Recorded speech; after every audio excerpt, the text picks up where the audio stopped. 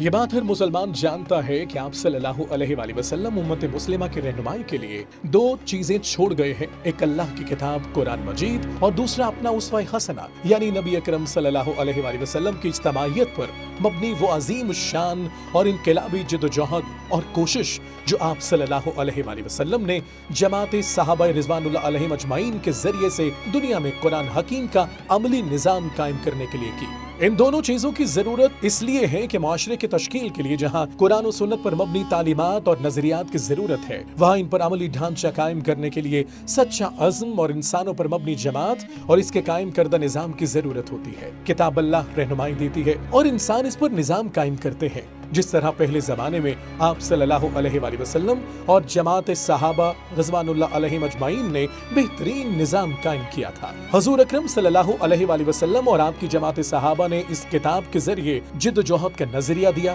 اور اس دور کے ظلم کے نظام کے خلاف جدوجہد کی اور معاشرے میں عدل پر مبنی نظام قائم کر کے اپنی بعثت کے مقصد کو پورا فرمایا۔ آپ صلی اللہ علیہ وآلہ وسلم جب دنیا سے پردہ فرما جاتے ہیں تو ایک رول ماڈل جماعت اور ایک مثالی معاشرہ اپنے پیچھے چھوڑ کر جاتے ہیں، جس کو قرآن نے آئندہ کے انسانوں کے لیے سند اور معیار قرار دیا۔ آپ صلی اللہ علیہ وآلہ وسلم کی جماعت نے اس انقلاب اور مثالی معاشرے کو عالمگیر وسعت دی اور بین الاقوامی طور پر موجود کیسر و کسرا کے نظام کو شکست دے کر غلہ دین کے مقصد کو پورا کر دیا، جس کے بعد مسلمانوں نے اصولی طور پر اس بات کو تسلیم کر لیا کہ یہ مسلمان جماعت کا فرض ہے کہ وہ ہمیشہ عدل کو بطور نظام قائم رکھے اور ظلم و استحصال کے خلاف جدوجہد کرتی رہے، اور حضور اکرم صلی اللہ علیہ وآلہ وسلم سے وراثت میں ملنے والی جماعت اور معاشرے کو قائم رکھے۔ کم و بیش 1100 سال تک مسلمان اس اصول پر عمل پیرا رہے اور اپنے قائم کردہ نظام کے ذریعے بلا امتیاز رنگ و نسل انسانیت کی خدمت کرتے رہے، اور مسلمانوں نے اس کو نظریے کے طور پر قبول کر لیا